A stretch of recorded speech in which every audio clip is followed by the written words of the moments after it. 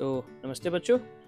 आज इस revision series का जो टॉपिक है वो है आइसोमेरिज्म। तो फिर से मेरे पास 45 क्वेश्चंस है, चलिए इनको डिस्कस करते हैं। Question number 1 is which compound is not the isomer of 3-ethyl 2-methyl pentane. अब क्वेश्चन में मेरे से क्या पूछा है, नहीं है आइसोमर। तो आइसोमेरिज्म का क्या कंडीशन होता है कि आपका मॉलिक्यूलर फॉर्मूला सेम होना चाहिए।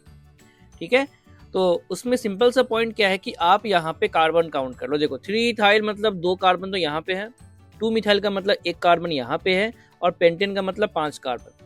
तो 5 + 2 + 1 कितना हो गया, आपके पास 8 कार्बन होना चाहिए। जिस भी मॉलिक्यूल में 8 कार्बन नहीं है वो आपका आंसर होगा। अब अगर सपोज एक से ज्यादा ऑप्शन होगा तो फिर हम उसको डिग्री ऑफ अनसैचुरेशन पकड़ेंगे। तो पहले देखते हैं इसमें कितना है, 1 2 3 4 5 6 7 8, इसमें तो 8 है। इसमें 1 2 3 4 5 6 इसमें नहीं है, मतलब यही आंसर होगा। फर्स्ट क्वेश्चन का आंसर क्या हो गया, बी। बाकी में भी देख लो, 1 2 3 4 5 6 7 8 है इसमें, 1 2 3 4 5 6 7 8 यहाँ भी 8 है। तो बाकी सब में 8 है, इसमें नहीं है, इसलिए आंसर बी हुआ। Question number 2, which of the following statement are correct. पहला, A pair of positional isomers differ in the position of the same functional group. बिल्कुल सही बात है। पोजीशन आइसोमर्स का कंडीशन ही होता है कि आपका पोजीशन डिफर होना चाहिए, किसका, या तो फंक्शनल ग्रुप का, नहीं तो मल्टीपल बॉन्ड का, नहीं तो फिर सब्स्टिट्यूएंट्स का। तो पहला सेंटेंस सही है। Second, A pair of structural isomers have the same molar mass. बिल्कुल सही बात है, आपका मॉलिक्यूलर फॉर्मूला सेम होगा तो मोलर मास भी सेम होगा। Next, a pair of functional group isomers belongs to different homologous series. अब देखो होमोलोगस सीरीज का डेफिनेशन ही होता है series of compound having same functional group. तो यहाँ लिखा हुआ है फंक्शनल ग्रुप आइसोमर्स मतलब डिफरेंट फंक्शनल ग्रुप, तो बिलोंग तो करेंगे ना डिफरेंट होमोलोगस सीरीज से, मतलब ये भी सही है। तो आंसर क्या बना, D. Question number 3, what is the correct relationship between the following compound. अब देख लेते हैं। तो देखो जब भी रिलेशनशिप पता करना हो तो उनका आईयूपीएसी नेम देख लो। तो इस कंपाउंड का नेम है 1 2 3 4 5 3-methyl पेंटेन, इस कंपाउंड का नेम है, और इसका नाम हो गया नॉर्मल हेक्सेन। तो ये दोनों कंपाउंड्स के नेम में क्या डिफरेंस हुआ, तो यहाँ पे पेंटेन है, यहाँ पे हेक्स है, मतलब ये चेन आइसोमर्स है। तो आंसर क्या बनता है, A. Question number 4, the number of isomers of C6H14। अब देखो इसने नंबर ऑफ आइसोमर्स पूछा है, मतलब इसमें हमें सारे देखने पड़ेंगे, स्ट्रक्चरल भी देखने पड़ेंगे और हमें यहाँ पे स्टीरियो भी देखना पड़ेगा। अब इसका कोई फॉर्मूला तो है नहीं, तो जैसा मैं हमेशा आपको बोलता हूँ, सबसे पहले क्या पता करना है, हमें डिग्री ऑफ अनसैचुरेशन पता करना है। और इसका डिग्री ऑफ अनसैचुरेशन क्या हो गया, 6 + 1 - 14/2 that is 0। Number of carbon atom +1 minus number of hydrogen divided by 2। देखो बाकी कोई एटम तो है नहीं, मतलब ये सैचुरेटेड है, अल्केन टाइप का होगा। तो सबसे पहले मैंने क्या बोलता हूँ मैं हमेशा, लॉन्गेस्ट कार्बन चेन बना लो और उसके बाद एक एक कार्बन कम करते चला जाना। तो 6 कार्बन का चेन बनाया। अब मेरे पास 5 कार्बन का है, तो कितना कार्बन बचा, एक, तो यहाँ पे आ सकता है, तो ये 2-methyl पेंटेन हुआ। एक और काम हो सकता है, यहाँ पे 3-methyl भी बन सकता है। अब 5 भी हो गया। अब मेरे पास 4 कार्बन है, तो एक कार्बन पे 2-methyl, ये एक हो सकता है, या एक ये हो सकता है कि सेकेंड और थर्ड दोनों पे मिथाइल। तो ये 5 टाइप्स का बना स्ट्रक्चरल। अब इसमें चेक कर लेते कहीं पे कोई स्टीरियो है क्या, तो इसमें तो स्टीरियो नहीं है, फर्स्ट वाले में कोई स्टीरियो नहीं है, ठीक है। सेकेंड वाले में कोई भी कायरल कार्बन नहीं है, थर्ड वाले में भी कोई कायरल कार्बन नहीं बनेगा। देखो मैं हाइड्रोजन नहीं लिखा हूँ, हाइड्रोजन आप खुद सोच लो, जितने बॉन्ड दिखाई दे रहे हैं उसके अलावा जो बच गया वैलेंसी 4 में से, वो हाइड्रोजन होगा। तो इसमें भी कोई हाइड्रोजन नहीं है, इसमें भी कोई हाइड्रोजन नहीं है, मतलब सॉरी कायरल कार्बन नहीं है, मतलब इसमें कोई स्टीरियो वाला पॉइंट नहीं आएगा, बिकॉज अल्केन में ज्योमेट्रिकल भी नहीं होता है। इसका आंसर क्या बनेगा, बी। Next question number 5, constitutional isomerism is possible in alkanes only if the number of carbon atom present is.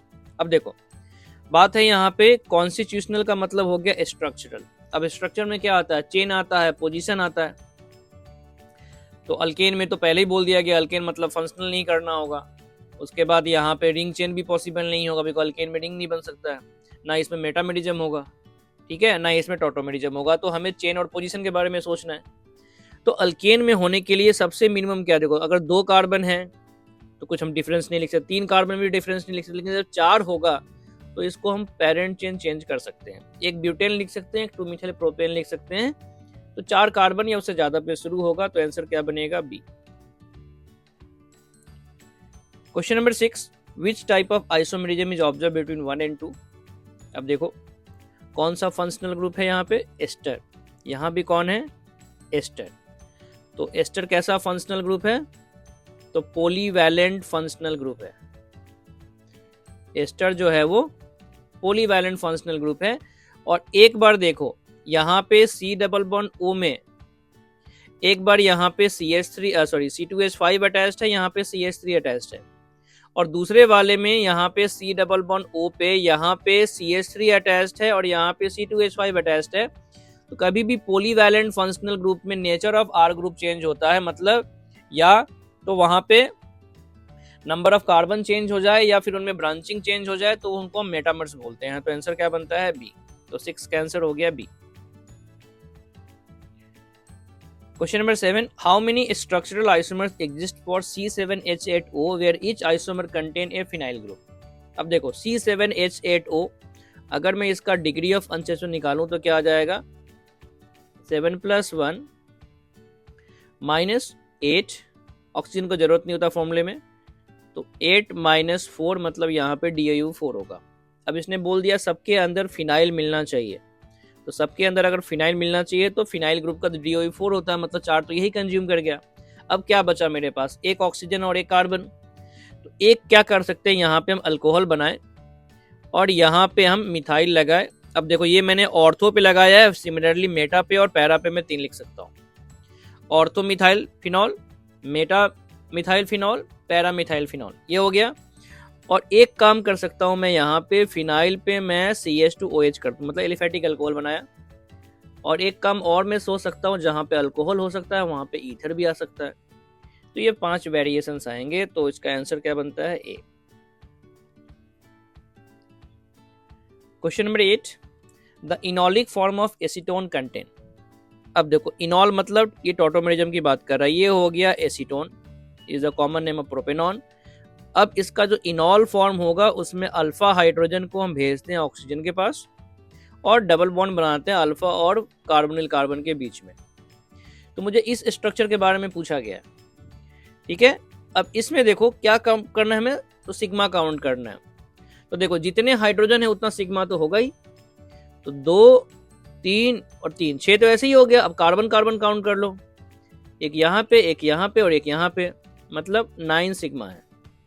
पाई कितना है, तो 1 पाई है, और लोन पेयर ऑक्सीजन पे ही होगा, तो 2 लोन पेयर है। तो ऑप्शन क्या बना? A option. So correct answer हो गया A. Question number 9, tautomerism is not exhibited by. तो देखो टॉटोमेरिज्म तब होता है जब अल्फा हाइड्रोजन अटैच्ड होता है किसी sp3 कार्बन पे, ठीक है। किसके रेस्पेक्ट में? विथ रेस्पेक्ट टू, सबसे सिमिलर बोल देता हूं, कार्बोनिल ग्रुप, या ऐसा कोई फंक्शनल ग्रुप जिसमें मल्टीपल बॉन्ड हो 2 एलिमेंट के बीच में, बिटवीन 2 डिसिमिलर एलिमेंट्स के बीच में। तो यहां पे देखो ये तो इनॉल है, ठीक है। तो इसका ये इनॉल फॉर्म है, तो इसका हम लिख सकते हैं कीटो फॉर्म। और कीटो फॉर्म क्या लिखेंगे, तो CH2N डबल बॉन्ड O लिख सकते हैं। यहाँ पे बहुत सारे अल्फा H वाले कार्बन है, यहाँ हो जाएगा, यहाँ भी हो जाएगा, इसमें नहीं हो पाएगा। इस वाले ए वाले ऑप्शन में अब देखो यहाँ पे अल्फा हाइड्रोजन है लेकिन ये sp2 कार्बन के साथ है, तो इसलिए यहाँ पे नहीं होगा। तो ए आंसर नहीं होगा, सॉरी ए आंसर होगा, बिकॉज उसमें अल्फा हाइड्रोजन नहीं होगा। तो इसका करेक्ट आंसर क्या बनेगा? ए। टॉटोमेरिज्म होने के लिए आपके पास क्या होना चाहिए? एक मल्टीपल बॉन्ड होना चाहिए 2 डिसिमिलर एलिमेंट्स के बीच में, और उसके रेस्पेक्ट में अल्फा हाइड्रोजन होना चाहिए। बट अल्फा हाइड्रोजन जो होना चाहिए वो sp3 कार्बन के साथ अटैच्ड होना चाहिए, या sp3 हाइब्रिडाइज एटम के साथ अटैच होना चाहिए, sp2 वालों के साथ नहीं, डबल बॉन्ड वालों के साथ नहीं होना चाहिए। So question number 10, what is the incorrect about geometrical isomerism? So in organic compounds incorrect पूछा है, ठीक है। In organic compound presence of A double bond is essential for geometrical isomerism, ये बिल्कुल गलत बात लिखा हुआ है।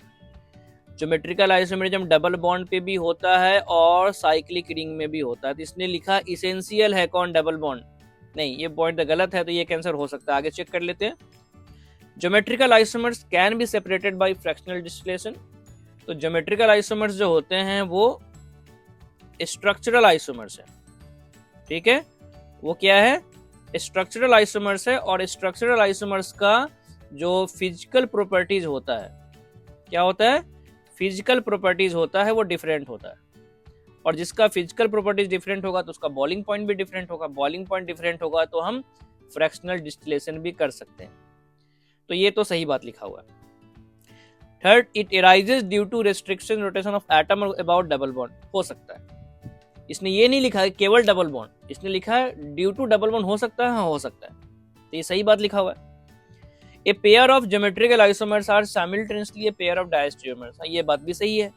डायस्टेरियोमर्स का डेफिनेशन होता है दो ऐसे मॉलिक्यूल, दो ऐसे स्टीरियो आइसोमर्स जो ना तो आइडेंटिकल हो ना ही मिरर इमेज हो, तो उनको डायस्टेरियोमर्स बोला जाता है। और सिस और ट्रांस जो होते हैं, जो कि ज्योमेट्रिकल आइसोमर्स होते हैं, वो ना तो आइडेंटिकल होते हैं ना ही कंप्लीटली मिरर इमेज होते हैं। तो ये लाइन भी सही लिखा हुआ है, मतलब गलत कौन हुआ, ए। तो हमें गलत ही पूछा गया था, तो आंसर क्या बनता है, A. Question number 11, the Z configuration in the following. अब देखो ये बेस्ड होता है किस पे, CIP रूल पे। और CIP रूल किस पे बेस्ड था, एटॉमिक रूल पे, एटॉमिक नंबर पे बेस्ड था। इसमें क्या करते हैं हम, डबल बॉन्डेड कार्बन से अटैच जो डायरेक्टली एटम अटैच, उसके एटॉमिक नंबर को कंपेयर करते हैं, और जिसका एटॉमिक नंबर ज्यादा उसको हाई प्रायोरिटी, ठीक है। तो अगर आपका हाई प्रायोरिटी ग्रुप जो है वो सेम साइड हो गया, तो सेम साइड को हम क्या बोलते हैं, जेड बोलते हैं। और हाई प्रायोरिटी जो है वो अपोजिट साइड हो जाए तो उसको हम क्या बोलते हैं, ई बोलते हैं। यही कंडीशन होता है। बाकी और भी रूल है, अगर पहला एटम फेल हो गया तो फिर हम सेट ऑफ एटम देखते हैं, वो भी हो जाए तो फिर हम सेट ऑफ एटम को कंपेयर करते हैं। रियल इमेजिनरी का रूल्स भी है, पर पहले देखते हैं। यहाँ पे सबसे इंपॉर्टेंट पॉइंट है कि होना चाहिए ज्योमेट्रिकल, उसके बाद ही ये काम आएगा। तो देखो यहाँ पे H है, यहाँ पे कार्बन है, तो ये हाई प्रायोरिटी हो गया।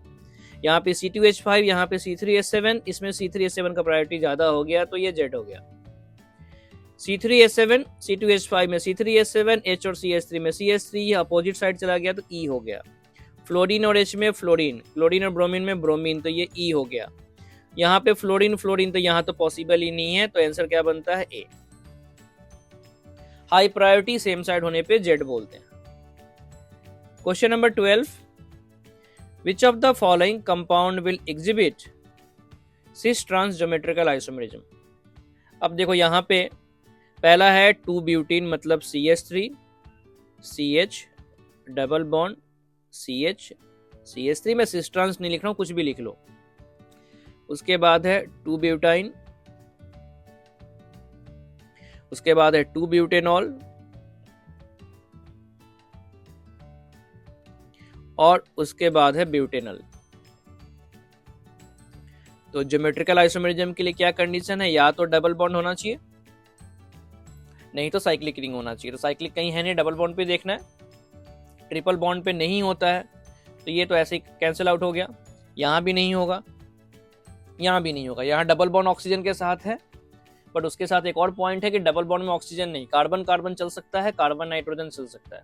Geometrical isomerism double bonded carbon पे होता है, नहीं तो कार्बन नाइट्रोजन डबल बॉन्ड पे होता है, या नाइट्रोजन नाइट्रोजन डबल बॉन्ड पे होता है। कार्बन ऑक्सीजन पे डबल बॉन्ड पे नहीं होता ज्योमेट्रिकल आइसोमेरिज्म। तो पूछा है कहाँ पे होगा, तो पहला हमने दिख गया हमें डबल बॉन्ड यहाँ पे, और दूसरा कंडीशन होता है डबल बॉन्डेड कार्बन के दोनों ग्रुप डिफरेंट होना चाहिए। तो ये डिफरेंट है ना, और ये वाले भी डिफरेंट है, तो यहाँ पॉसिबल है। तो आंसर क्या बनेगा, A. So correct answer is A. 13, which of them will not show geometrical isomerism. अब देखो यहाँ पे साइक्लिक रिंग वाला भी आएगा, डबल बॉन्ड वाला भी आएगा, ठीक है। साइक्लिक रिंग में डबल बॉन्ड के कारण ज्योमेट्रिकल आइसोमेरिज्म तब होता है जब number of carbon atom in cyclic ring greater than और इक्वल टू 8 होता है, या नहीं तो साइक्लिक रिंग में ऐसे कम से कम 2 कार्बन होने चाहिए जिसमें 2 डिफरेंट सब्स्टिट्यूएंट होना चाहिए, 2 सब्स्टिट्यूएंट डिफरेंट होना चाहिए एटलीस्ट 2 कार्बन पे, एटलीस्ट 2 कार्बन एटम पे ये रूल फॉलो होना चाहिए। अब देखो इस पोजीशन पे यहाँ पे एक H होगा और ये एक ग्रुप है, डिफरेंट है, और यहाँ भी है, तो यहाँ तो पॉसिबल है। इसमें देखो इस साइक्लिक रिंग में इस पोजीशन पे CH3H है, CH3H है, तो मेरे पास ऐसे 2 कार्बन हो गए जिसपे अलग अलग सब्स्टिट्यूएंट है, तो यहाँ भी हो जाएगा। इसने पूछा है कहाँ नहीं होगा। अब देखो यहाँ पे डबल बॉन्ड है और इस वाले में 4 5 6 7 8 कार्बन रिंग में डबल बॉन्ड के कारण हो जाता है, बट यहाँ पे ट्रिपल बॉन्ड है, यहाँ नहीं होगा, और 6 मेंबर रिंग में डबल बॉन्ड के कारण भी नहीं होगा। सो आंसर क्या बनेगा? D. 14 an alkene exists as geometrical isomers. The minimum number of carbon atom in the molecule is. अब देखो ना, अल्कीन बोला है, अल्कीन डेरिवेटिव नहीं बोला है। तो क्या कंडीशन है कि आपके डबल बॉन्डेड कार्बन पे जो 2 ग्रुप्स है, यहाँ पे जो भी ग्रुप लगेगा ये डिफरेंट होने चाहिए, और ये दोनों ग्रुप भी क्या होने चाहिए? डिफरेंट होने चाहिए। तो सबसे सिंपल क्या ले सकते हैं? यहाँ पे हम H ले सकते हैं, और एक ग्रुप H तो नहीं लेंगे, अब इससे आगे जाने पे CH3 लेना पड़ेगा। सिमिलरली यहाँ पे मैं एक H लेता हूँ और एक CH3 लेता हूँ, तो मिनिमम कितने कार्बन लगे हमें? 4। तो 4 कार्बन से ज्योमेट्रिकल आइसोमरिज्म अल्कीन में स्टार्ट होता है, अगर वो सिंपल अल्कीन है तो। अब 2 कार्बन के अल्कीन में भी हो सकता है अगर वो डेरिवेटिव्स हुए तो। यहाँ इसने केवल अल्कीन बोला है, इसलिए मैंने इसको सिंपल अल्कीन के फॉर्म में कंसीडर किया, इसलिए आंसर क्या बनेगा? डी।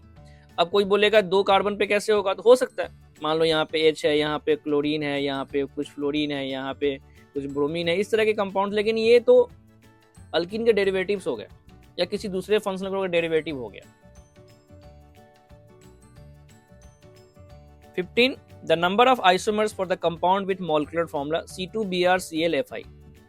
अब देखो ये लॉजिकल क्वेश्चन है, मैंने क्लास में भी कराया था। आपके पास 4 सब्स्टिट्यूएंट है, मैं फिट कर लेता हूं कि यहाँ पे ये फ्लोरीन है। अब देखो फ्लोरीन के साथ कौन आ सकता है? क्लोरीन आएगा, और यहाँ पे ब्रोमीन और आयोडीन आएगा। अब इस डबल बॉन्ड पे ज्योमेट्रिकल आइसोमरिज्म पॉसिबल है, मतलब इस कंपाउंड को मैं 2 काउंट करता हूँ। दूसरा वेरिएशन क्या बनेगा कि अब यहाँ पे फ्लोरीन है, क्लोरीन की जगह पे ब्रोमीन कर दो, यहाँ पे फ्लोरीन कर दो, और यहाँ पे आयोडीन कर दो। इसने मेरे से नंबर ऑफ आइसोमर्स पूछा, तो इसमें स्ट्रक्चर और स्टीरियो सारे काउंट करने पड़ेंगे। तो इस डबल बॉन्ड पे भी ज्योमेट्रिकल आइसोमरिज्म पॉसिबल है, मतलब फिर से 2 काउंट करते हैं। अब फ्लोरीन के साथ कौन कौन आ गया? क्लोरीन आ गया, ब्रोमीन आ गया। अब क्या बचा है? फ्लोरीन के साथ मैं आयोडीन कर देता हूँ, और यहाँ पे क्लोरीन और ब्रोमीन कर देता हूँ, तो फिर से यहाँ पे हो गया, तो यहाँ भी 2 काउंट होगा। तो टोटल आंसर क्या बने? 6। सो आंसर क्या बनेगा? D. Question number 16 which of the following will exhibit geometrical isomerism. ठीक है, स्ट्रक्चर देखना पड़ेगा। लिखा है 1 फिनाइल 2 ब्यूटेन। अब देखो ये हो गया 2 ब्यूटेन, अब इसमें यहाँ पे फिनाइल ग्रुप ऐड हो गया। ठीक है, इसमें फिनाइल ग्रुप हो गया, तो यहाँ पे कौन आएगा? CH2, यहाँ पे कौन आया? CH, यहाँ पे आया CH, यहाँ पे CH3। तो इस डबल बॉन्डेड कार्बन पे दोनों ही सब्स्टिट्यूएंट H और ये पूरा का पूरा ग्रुप डिफरेंट है। यहाँ पे ये H है और CH3 डिफरेंट है, तो यहाँ तो पॉसिबल होगा, तो इसमें पॉसिबल है। नेक्स्ट है 3 फिनाइल 1 प्रोपीन, तो ये पॉसिबल नहीं होगा, बिकॉज यहाँ पे CH2 डबल बॉन्ड CH2 और यहाँ पे PH लिखा हुआ है। ठीक है, तो यहाँ पॉसिबल नहीं है, मतलब इस पे नहीं होगा। नेक्स्ट है 2 फिनाइल 1 ब्यूटेन, तो 2 फिनाइल 1 ब्यूटेन का मतलब हो गया CH3 CH और ये हो गया CH2 CH3। यहाँ भी पॉसिबल नहीं है, बिकॉज इस कार्बन पे तो डिफरेंट है सब्स्टिट्यूएंट, ये वाला और ये वाला, ये ग्रुप और ये ग्रुप डिफरेंट है ना, बट इस पे 2 हाइड्रोजन हो गया तो नहीं हो पाएगा। उसके बाद है 1,1 डाइफिनाइल 1 प्रोपीन। अब देखो 1,1 डाइफिनाइल, यहाँ भी पीएच है, यहाँ भी पीएच है, फिनाइल मतलब ये वाला ग्रुप बना दो आप, और यहाँ पे हो गया CH CH3। तो फिर से इस कार्बन पे दोनों ग्रुप क्या हो गया? सेम हो गया, तो यहाँ भी पॉसिबल नहीं है, तो आंसर क्या बनता है? ए। 17 geometrical isomerism is possible in acetone oxime. Oxime बोला जाता है जब आपके पास C डबल बॉन्ड N और OH आए, और यहाँ पे एक लोन पेयर होगा। अब इसने बोला एसीटोन ऑक्साइम, मतलब ये एसीटोन से आया होगा, तो ये रहा ये वाला ऑप्शन। अब इसमें दोनों ये ग्रुप क्या हो गए? सेम हो गया, तो यहाँ तो पॉसिबल नहीं है। नेक्स्ट है आइसोब्यूटेन, तो CH3 CH3 ये हो गया। ब्यूटीन करना है तो डबल बॉन्ड लगा लो, तो यहाँ भी दोनों CH3 क्या हो गए सेम, तो यहाँ भी पॉसिबल नहीं है। उसके बाद है एसिटोफेनॉन ऑक्जाइम। तो एसिटोफेनॉन में क्या होता है, एक बेंजीन होता है, इस कार्बन पे एक CH3 होगा, डबल बॉन्ड NOH। तो यहाँ पे ये दोनों क्या है, डिफरेंट हो गया, तो यहाँ पॉसिबल हो जाएगा। तो आंसर क्या बना, सी। और बेंजोफेनॉन में क्या होता है, ये एसिटोफेनॉन का है, और बेंजोफेनॉन को मैं यहाँ ड्रॉ कर देता हूँ। इस पे कार्बन पे दोनों ही फिनाइल ग्रुप होंगे, NOH, तो ये भी नहीं होगा। तो आंसर क्या बना, सी। 18 how many cyclic isomers exist for C3H3Cl3। Cyclic पहले ही बोल दिया, तो देखो 3 कार्बन से तो 3 मेंबरिंग ही बनेगा। अब इसने पहले से क्या पूछा, साइक्लिक आइसोमर्स पूछा है, तो इसमें लिखा हुआ है स्ट्रक्चरल भी और ज्योमेट्रिकल भी। अब देखो पहला क्या हो सकता है, यहाँ पे तीनों कार्बन पे एक एक क्लोरीन है, ठीक है। तो पहला पॉसिबिलिटी है कि तीनों क्लोरीन जो है वो सेम साइड में है। मैं थोड़ा इसको क्लियर कर ड्रॉ कर देता हूं कि तीनों क्लोरीन जो है वो सेम साइड में है। और इसका दूसरा पॉसिबिलिटी क्या है कि एक क्लोरीन अपोजिट साइड में, बाकी 2 क्लोरीन सेम साइड। और स्ट्रक्चरल वाइज इसका पॉसिबिलिटी क्या है कि एक कार्बन पे 2 क्लोरीन और तीसरा क्लोरीन जो है दूसरे कार्बन पे। तो ये 3 बन सकता है यहाँ पे आंसर, यही 3 इसका पॉसिबिलिटी है। Question number 19, which compound below has 4 stereo isomers. तो देखो इसमें फॉर्मूला चाहिए हमें क्या, नंबर ऑफ स्टीरियो आइसोमर्स का फॉर्मूला क्या था कि अगर मॉलिक्यूल आपका सिमेट्रिक नहीं है, एसिमेट्रिक है, मतलब जिसमें दोनों एंड सेम ना हो, तो 2 टू द पावर n होता है। यह नहीं तो फिर 2 to the power n-1 plus 2 to the power n-1/2 होता है, अगर n इवन हो और सिमेट्रिकल हो। नहीं तो 2 to the power n-1 plus 2 to the power n/2 -1 होता है। सॉरी, ये होता है जब n इवन होता है, ये होता है जब n ऑड होता है। और ये दोनों सिमिलर वाले केस थे, और ये डिसिमिलर वाला केस है, ठीक है। तो पहला जो हो गया वो सिमिलर हो गया, ये डिसिमिलर हो गया, ये सिमिलर हो गया, और ये भी सिमिलर हो गया। तो फॉर्मूला आप वैसे यूज करोगे तो इसमें 3 आएगा, इसमें 4 आएगा, इसमें 3 आएगा, और इसमें 3 आएगा। तो आंसर क्या बनेगा, बी। फॉर्मूला बेस्ड क्वेश्चन है, फॉर्मूला अप्लाई कीजिए इसमें। 20 which is a pair of geometrical isomers. तो अभी मैंने बोला था ज्योमेट्रिकल आइसोमर्स होने के लिए आपको क्या करना पड़ेगा, डबल बॉन्ड पे डिफरेंट सब्स्टिट्यूएंट्स होना चाहिए, लेकिन कनेक्शन चेंज नहीं होना चाहिए। अब देखो फर्स्ट वाले में Cl और H एक साइड में है, और यहाँ पे ब्रोमीन ब्रोमीन दिए, तो यही कैंसिल आउट हो गया, यहाँ पे ज्योमेट्रिकल आइसोमरिज्म नहीं हो सकता है, ठीक है। इस वाले में Cl और H है, डिफरेंट है Br और CH3, यहाँ ज्योमेट्रिकल आइसोमरिज्म पॉसिबल है। बाद में देखेंगे रिलेशन, यहाँ Cl Br है, यहाँ CH3H है, यहाँ भी पॉसिबल है। यहाँ पे H और Cl है, यहाँ Br CH3, यहाँ भी पॉसिबल है। तो फर्स्ट ऑप्शन तो कैंसिल आउट हो गया, इसमें नहीं हो सकता। अब देखो Cl और H यहाँ पे, और कहाँ कहाँ पे है, Cl H और यहाँ पे है। अब इसमें देखो Cl के साथ कौन है, ब्रोमीन, तो पोजीशन चेंज हुआ, तो 2 और 3 तो स्ट्रक्चरल हो जाएगा, स्टीरियो नहीं होगा। स्टीरियो होगा तभी ज्योमेट्रिकल सोचेंगे। अब 2 और 4 में देखो, यहाँ Cl और H, यहाँ भी Cl और H, ठीक है। यहाँ Br और CH3, यहाँ भी Br और CH3, तो ये मैच कर रहा है।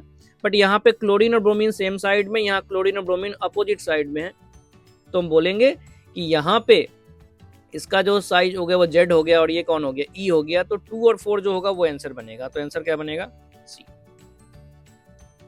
सिंपल कॉन्सेप्ट यूज करना है ज्योमेट्रिकल आइसोमर्स का क्या होता है। 21 the alkyne that exhibits geometrical isomerism is. फिर से भाई ये propene CH3 CH double bond CH2 नहीं होगा। 2 methyl propene CH3 C CH3 double bond CH2 नहीं होगा। 2 butene CH3 CH double bond CH CH3 होगा। 2 methyl 2 butene CH3 C CH3 double bond CH2 CH3। तो यहाँ पे आप बोल सकते हो कि इस पे फिर से क्या हो गया, सेम यहाँ भी नहीं होगा। तो आंसर क्या बना, सी। तो इसका आंसर हो गया सी।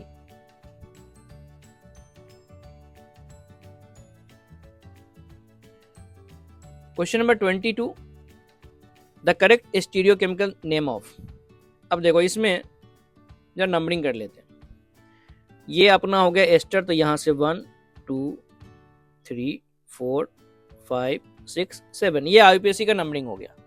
ठीक है, अब यहाँ पे मुझे क्या लिखना है, तो यहाँ पे मुझे आईयूपीएसी में तो एस्टर मेरा फंक्शनल ग्रुप है, तो सबसे पहले क्या लिखेंगे, मिथाइल। तो देखो मिथाइल सब में लिखा हुआ, चलो हो गया। अब मुझे यहाँ पे कॉन्फ़िगरेशन पहचानना है। तो देखो सेकेंड पोजीशन पे एस्टर का प्रायोरिटी ज्यादा है और यहाँ पे इस वाले ग्रुप का प्रायोरिटी ज्यादा है, और ये दोनों सेम साइड है, तो बोलेंगे इस डबल बॉन्ड पे कॉन्फ़िगरेशन क्या हो गया, जेड। सिमिलरली यहाँ पे अब देखो तो CH3 का प्रायोरिटी ज्यादा है और यहाँ पे इस वाले ग्रुप का प्रायोरिटी ज्यादा है, तो यहाँ पे भी आंसर क्या बना, तो इस पे आंसर बन गया आपका E। तो इसमें मैं बोल सकता हूं सेकेंड पोजीशन पे Z है और फिफ्थ पोजीशन पे क्या है, E है। तो ये ढूंढो कहाँ पे है, 2Z5E, तो 2Z5E यहाँ पे मैच करता है, तो यही आपका आंसर होगा। ठीक है, यही आपका आंसर होगा। तो आंसर बन गया इसका D। 23 how many optically active stereoisomers possible for butane 2,3 diol. अब देखो CH3 CHOH CHOH CH3, अब यहाँ पे N का वैल्यू 2 है, ये दो काइरल कार्बन है, तो ऑप्टिकली एक्टिव का फॉर्मूला क्या होता है, 2⁻n-1। टोटल चाहिए तो दूसरा वाला फॉर्मूला है, उसमें आपको ऐड भी करना पड़ेगा मीजो वाला। सो 2⁻2 - 1 मतलब 2 आएगा आंसर। आंसर क्या बनेगा, बी। फॉर्मूला बेस्ड क्वेश्चन सही है, आइसोमेरिज्म में ऐसे क्वेश्चन फॉर्मूला बेस्ड ही होते हैं। The optically active tartaric acid is named as D+ tartaric acid. देखो इस D का मतलब है वो डेक्स्ट्रो है, और डेक्स्ट्रो का मतलब ये ऑप्टिकल रोटेशन की बात कर रहा है, और ये जो D है ये रिलेटिव कॉन्फ़िगरेशन है। कैपिटल D जो होता है वो रिलेटिव कॉन्फ़िगरेशन होता है, जो स्मॉल d होता है वो डेक्स्ट्रो की बात करता है। तो रिलेटिव कॉन्फ़िगरेशन किस रिस्पेक्ट में, तो डी ग्लिसरॉल्डिहाइड के रिस्पेक्ट में।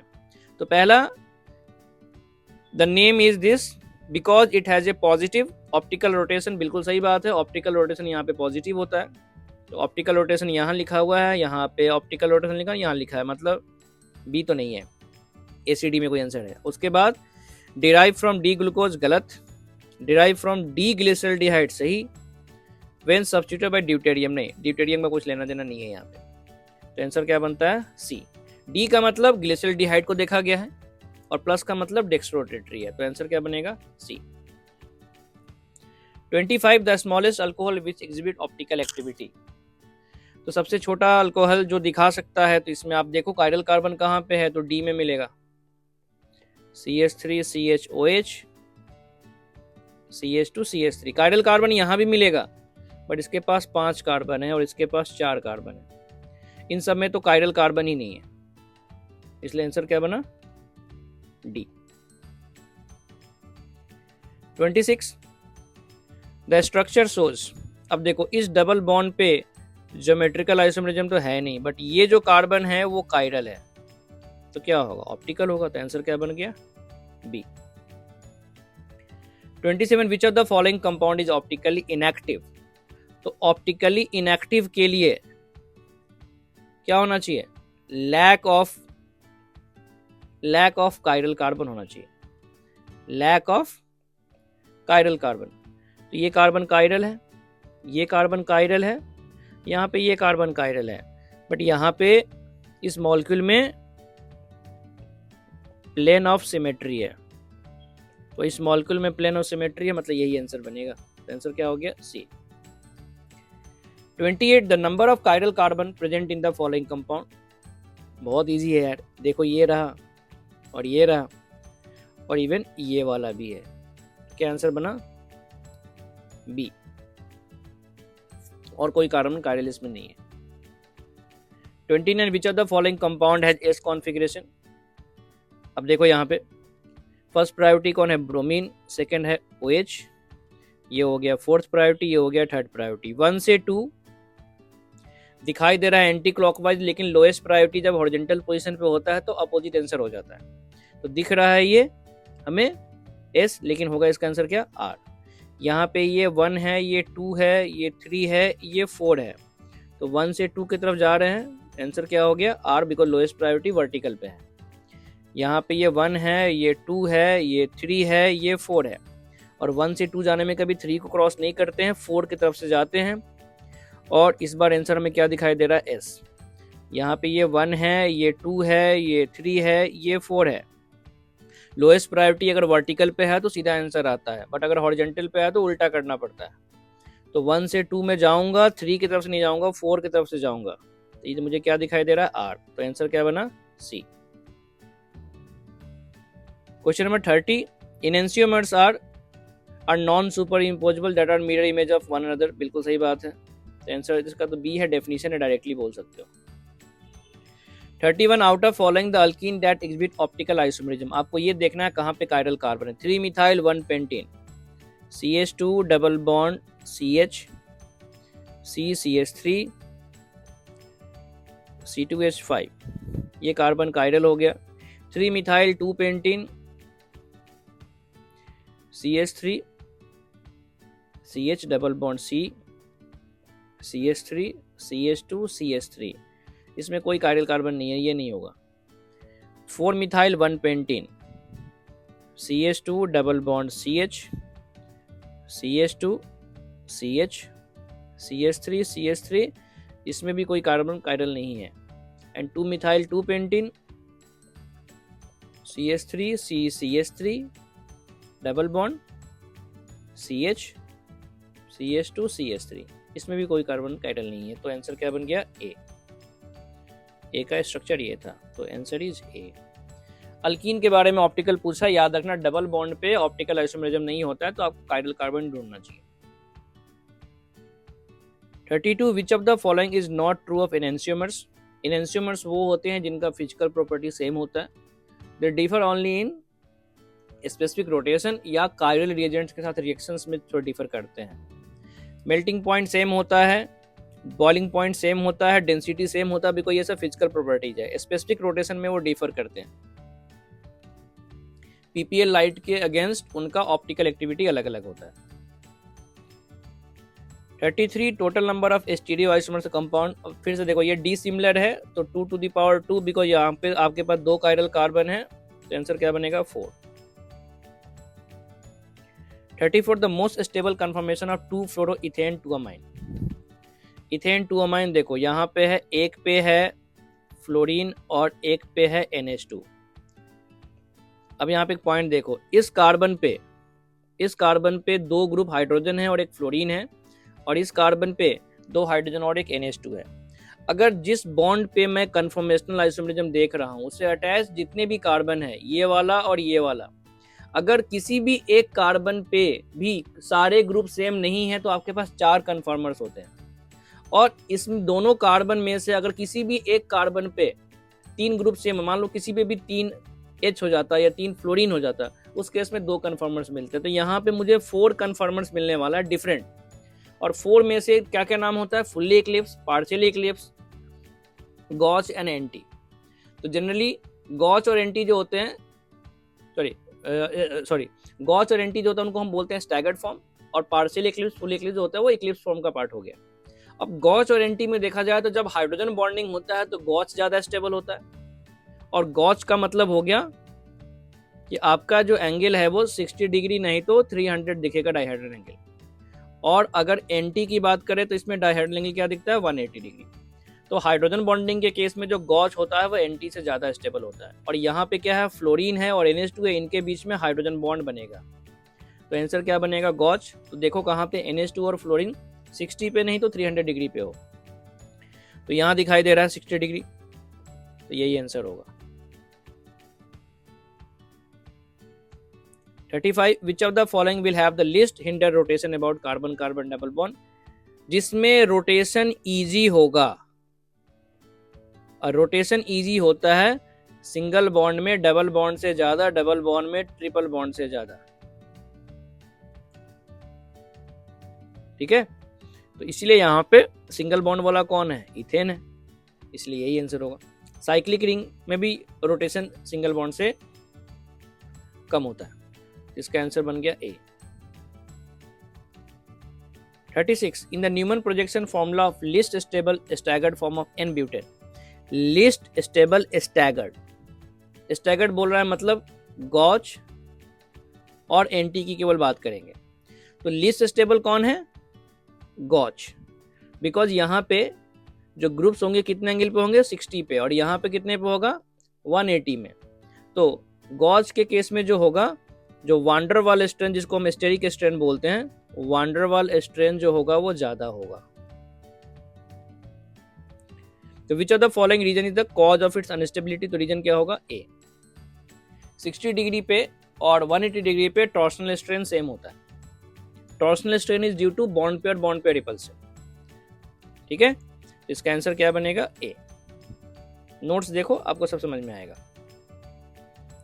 37 how many conformers does ethane है। ये दुनिया का सबसे इजी सवाल है। किसी भी मॉलिक्यूल का, किसी का भी आपसे आंख बंद करके भी पूछे, किसी भी मॉलिक्यूल कितने कन्फर्मर्स होते हैं, तो they are infinite number of conformers because they are infinite number of dihedral angles are possible. So answer is D.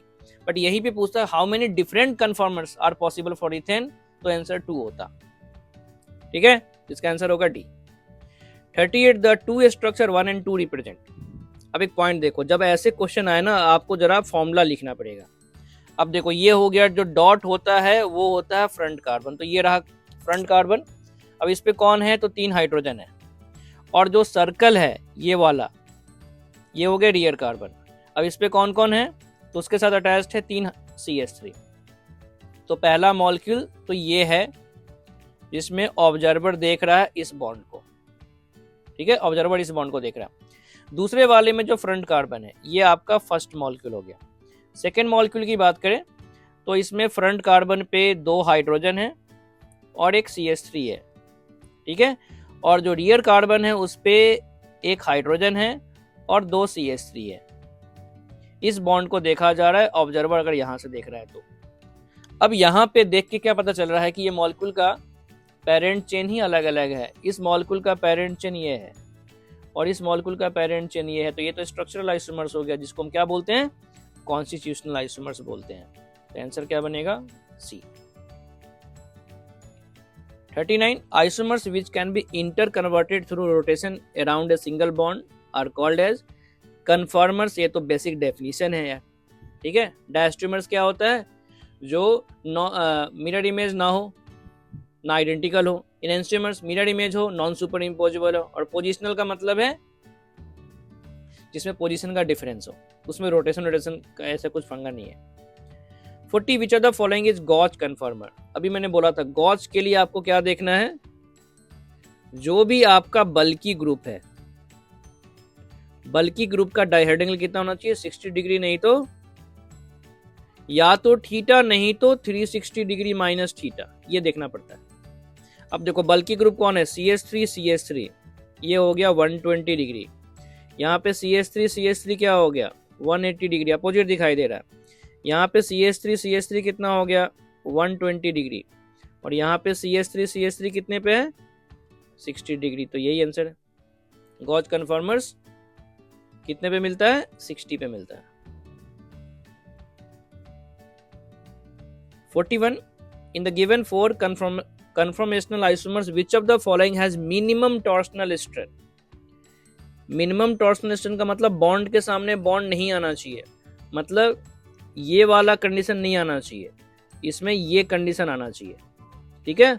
Bond और बॉन्ड जो होने चाहिए 60 डिग्री पे दिखाई देने चाहिए। तो देखो यहाँ तो बॉन्ड के सामने बॉन्ड है, ये तो होगा नहीं, ये बॉन्ड के बॉन्ड में ये पॉसिबिलिटी है और ये भी नहीं हो सकता, ये सब इक्लिप्स का टाइप होगा। अब इन दोनों में देखा जाए तो इसने पूछा मिनिमम वांडर वाले स्ट्रेन, मतलब बल्कि ग्रुप बहुत पास पास नहीं होने चाहिए। तो देखो यहाँ पे 2 CH3 एक तरफ, 2 CH3 एक तरफ, बीच में गैप है, और यहाँ पे चारों CH3 जो है वो एक ही साइड में है। तो यहाँ पे मैक्सिमम बोल सकते हैं वांडर वाले स्ट्रेन होगा। तो आंसर क्या बना, 2। 1 और 3 में मैक्सिमम टॉर्शनल स्ट्रेन होगा। बिकॉज टॉर्सनल स्ट्रेन तब आता है जब बॉन्ड के सामने बॉन्ड आता है। इसका आंसर क्या बना? 2, मतलब बी आंसर है इसका। 42, select the correct statement. Eclipse and staggered ethanes give different products on reaction with chlorine. नहीं, कन्फॉर्मेशनल आइसोमर्स को हम आइसोलेट नहीं कर सकते केमिकल रिएक्शंस के थ्रू। उनका रिएक्शन ऑलमोस्ट सेम होता है और सिंगल बॉन्ड पे है ना, तो प्रोडक्ट अगर अलग बनेगा भी तो हमें पता नहीं चलेगा। इसने लिखा था गिव डिफरेंट, गलत हो गया। The conformational isomers can be isolated at room temperature, बिल्कुल गलत बात है। कन्फॉर्मेशनल आइसोमर्स को आप आइसोलेट नहीं कर सकते। They are non resolvable stereoisomers. Torsional strain in ethane is minimum at 60 degree, बिल्कुल सही बात है। गॉज फॉर्म में टॉर्सनल स्ट्रेन कम होता है बिकॉज बॉन्ड के सामने बॉन्ड नहीं आता है। Steric strain is maximum in staggered gauche form of butane. Steric strain मतलब वान डेर वाल, पूछा है minimum in staggered gauche form. अब देखो, अभी मैंने बोला था यहां पे एक ग्रुप है और एक ग्रुप यहां पे है, तो यहां पे 60 है। और अगर मैं एंटी की बात करूं तो यहां पे क्या होगा? मिनिमम स्टेरिक स्ट्रेन होगा। दोनों ही स्टैगर्ड फॉर्म है लेकिन यहां पे मिनिमम स्टेरिक स्ट्रेन होगा। तो क्वेश्चन में था steric strain is minimum in staggered gauche, ये गॉज है और ये कौन है? एंटी है। तो मिनिमम स्टेरिक किसमें है? एंटी फॉर्म में है। ये तो गलत लिखा हुआ है, तो आंसर क्या बनेगा? C. 43, all the carbon atoms of but 2 ene lie in one plane. देखो, डबल बॉन्डेड कार्बन का हाइब्रिडाइजेशन क्या होता है? sp2।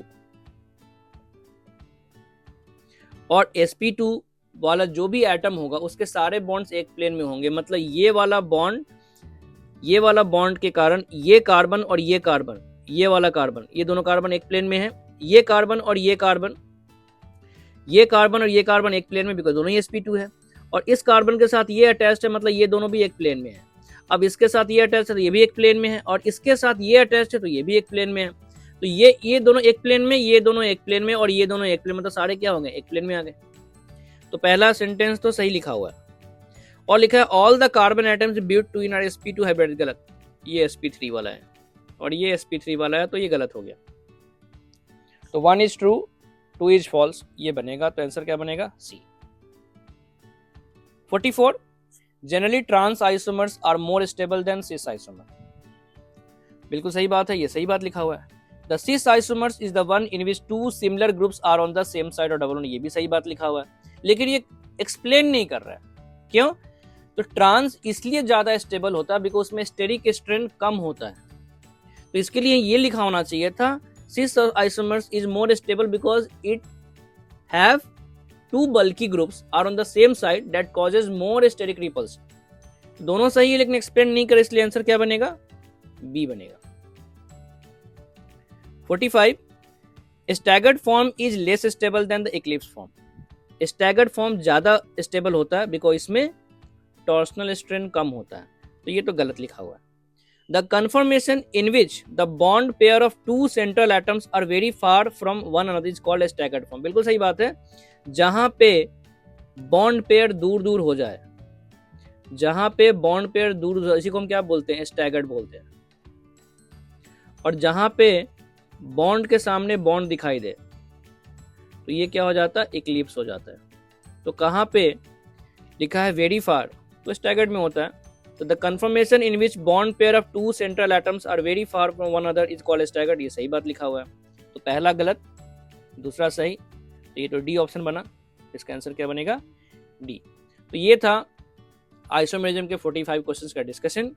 अगर आपको ये पसंद आया डिस्कशन तो प्लीज वीडियो को लाइक कीजिए और चैनल को सब्सक्राइब कीजिए। मैं देख रहा हूँ मोर देन 80% 85% अनसब्सक्राइब लोग देख रहे हैं, तो प्लीज चैनल को सब्सक्राइब कर लो और अपने दोस्तों के साथ शेयर करो या इसको सेव कर लो। इसी से रिवीजन करते रहो। अगर कभी पढ़ने का मन नहीं कर रहा है तो वीडियो देखते रहो, उसी के थ्रू आप रिवीजन कर सकते हो। ठीक है, तो चलो मिलते हैं नेक्स्ट वीडियो में। Thank you.